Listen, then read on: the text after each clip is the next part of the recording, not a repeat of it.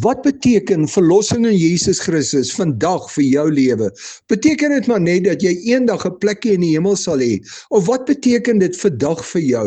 Wat maak jou anders as hulle wat nie die verlossing in Christus het nie?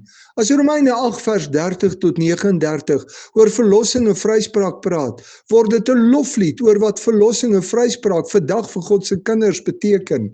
Waar Genesis 3 getuig die sondeval bring skeiding tussen God en mens, hoor ons nou dat God vir ons is. Die sonde staan nie meer tussen ons en God nie, want God het aan ons kant teen die sonde kom plek inneem deur homself as offer te gee. Dit beteken dat daarop gelowiges wat in Christus glo, geen veroordeling wag nie. Hulle gaan nie soos die ongelowiges by die wederkoms van Christus voor die regterstoel van God staan nie, en niemand gaan hulle aankla nie, want God het ons reeds vrygespreek.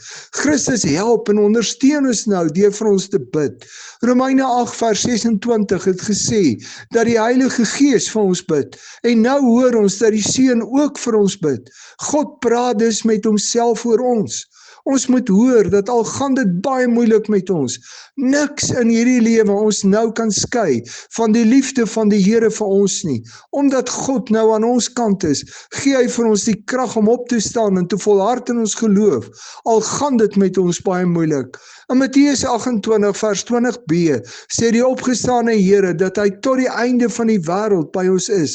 En hier in Romeine 8 vers 31 tot 39 hoor ons wat dit vandag vir ons beteken. Wat beteken dit vir jou vandag dat God aan jou kant van die sonde staan en niks jou van sy liefde kan skei nie? Hoe leef jy vandag daaruit dat God jou so lief het en Christus vir jou pleit?